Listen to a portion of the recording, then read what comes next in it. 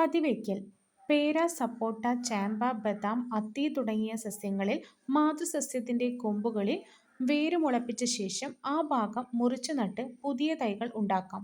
മാതൃസസ്യത്തിന്റെ കമ്പുകളിൽ വേരുമുളപ്പിച്ച ശേഷം ആ ഭാഗം മുറിച്ചു നട്ട് പുതിയ തൈകൾ ഉണ്ടാക്കുന്ന രീതിയാണ് പതിവയ്ക്കൽ. നാഗപതിവയ്ക്കൽ. കുരുമുളക് പോലെയുള്ള ചെടികളുടെ നീളമുള്ള ശാഖകൾ മണ്ണിനടിയിലേക്ക് വളച്ചു വെച്ച് പല ഭാഗങ്ങളിൽ ഇടവിട്ട് മണ്ണിട്ട് മൂടിയും പതിവയ്ക്കാം. ഈ രീതിയിൽ ഒരേ സമയം ഒന്നിലധികം തൈകൾ ഒരു ശാഖയിൽ നിന്ന് ലഭിക്കും. നാഗപതിവയ്ക്കലിന് ഉദാഹരണമാണ് കുരുമുളക്. വായുവിൽ പതിവയ്ക്കൽ. പേര, കശുമാവ്, സപ്പോട്ട, റോസ്, ചാമ്പ, അത്തി, ബദാം. നാഗപതിവയ്ക്കൽ ബൊഗൻവില്ല, മുല്ല, പിച്ചി, കുരുമുളക്, മുന്തിരി, ജമന്തി, വെറ്റില. പേര, കശുമാവ്, സപ്പോട്ട, റോസ്, ചാമ്പ, അത്തി, ബദാം എന്നിവ വായുവിൽ പതിവയ്ക്കുന്നു. ബൊഗൻവില്ല, മുല്ല, പിച്ചി, കുരുമുളക്, മുന്തിരി, ജമന്തി, വെറ്റില എന്നിവ നാഗപതിവയ്ക്കലിലൂടെയാണ് ഉണ്ടാക്കുന്നത്. വേരുമുളപ്പിക്കൽ. ഇങ്ങനെയും തണ്ട് ഉപയോഗിച്ചുള്ള കായിക പ്രജനന രീതിയിലൂടെ വിജയസാധ്യത പരമാവധി കൂട്ടാൻ ആക്സിൻ പോലുള്ള സസ്യ ഹോർമോണുകൾ അടങ്ങിയ ലായനിയിൽ വേരുമുളയ്ക്കേണ്ട കാണ്ഡം മുക്കിവെച്ച് വേഗത്തിൽ വേര് പിടിപ്പിക്കുന്ന രീതി ഇന്ന് നിലവിലുണ്ട്. കമ്പൊട്ടിക്കൽ.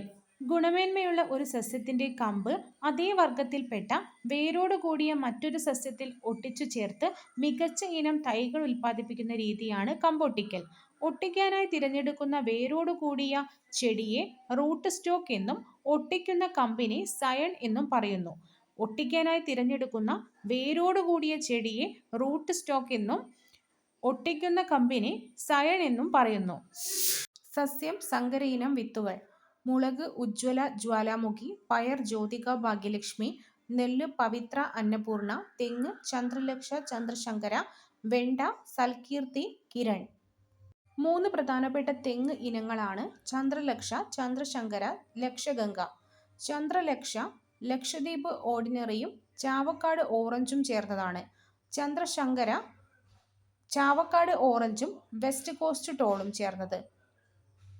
ലക്ഷഗംഗ ലക്ഷദ്വീപ് ഓർഡിനറിയും ഗംഗാ ബോന്തോൺ. നെല്ലിന്റെ ഇനങ്ങൾ പവിത്ര, ഹസ്വ, അന്നപൂർണ.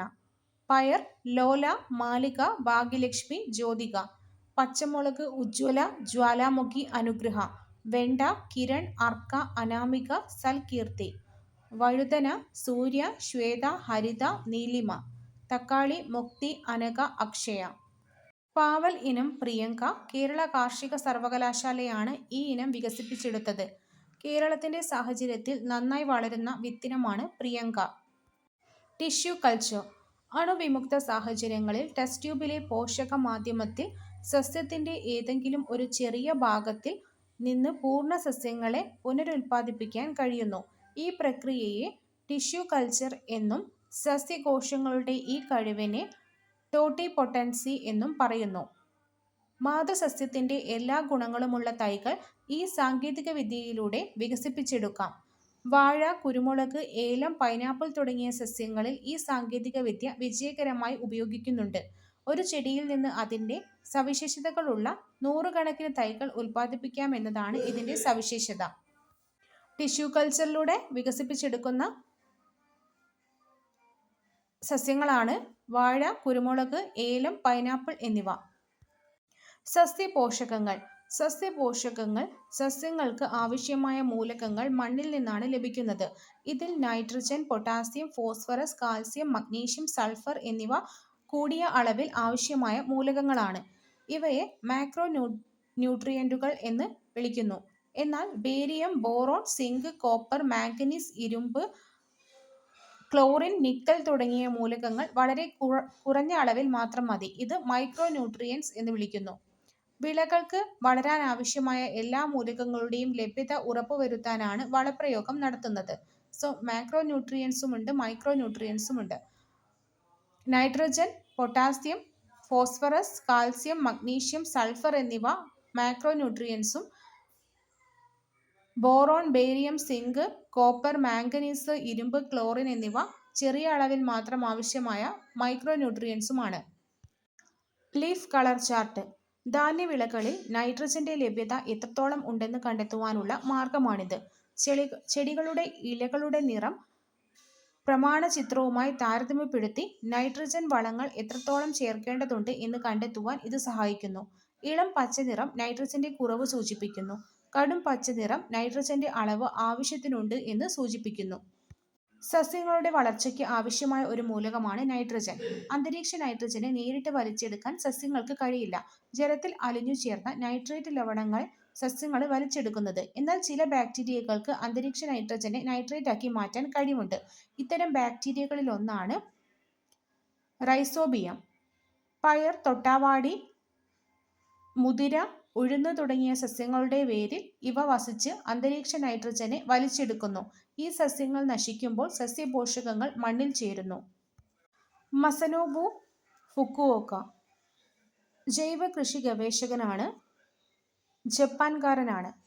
മനുഷ്യന്റെ നിലനിൽപ്പിന് നാം പ്രകൃതിയിലേക്ക് മടങ്ങിയേ തീരൂ എന്ന് ഇദ്ദേഹം പ്രസ്താവിച്ചു. മനുഷ്യനാണ് കാടുകളും നീരുറവുകളും ഭൂമിയിലെ ഫലഭൂഷ്ടിയും നശിപ്പിച്ചുകൊണ്ടിരിക്കുന്നത്. ഈ പരിസ്ഥിതി നശീകരണം നിർത്തിയാലേ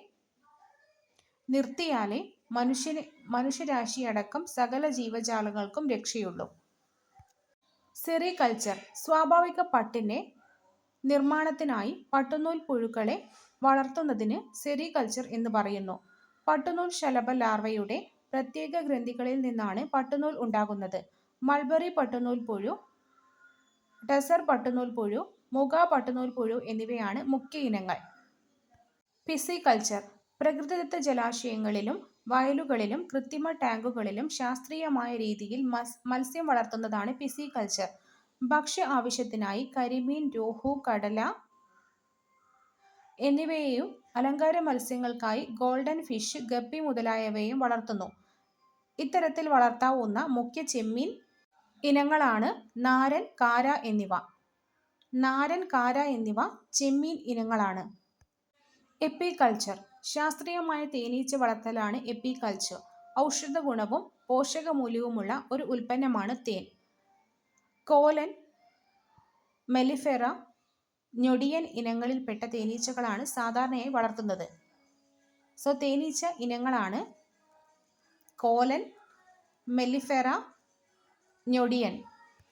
ജേഴ്സി, ഹോൾസ്റ്റീൻ, ഫ്രീഷ്യൻ, വെച്ചൂർ എന്നിവ പശു ഇനങ്ങളാണ്. മുറ, നീലിരവി, ബദാവരി എന്നിവ എരുമ ഇനങ്ങളും തലശ്ശേരി, ജംനാപ്യാരി, ബോയർ എന്നിവ ആട് ഇനങ്ങളുമാണ്.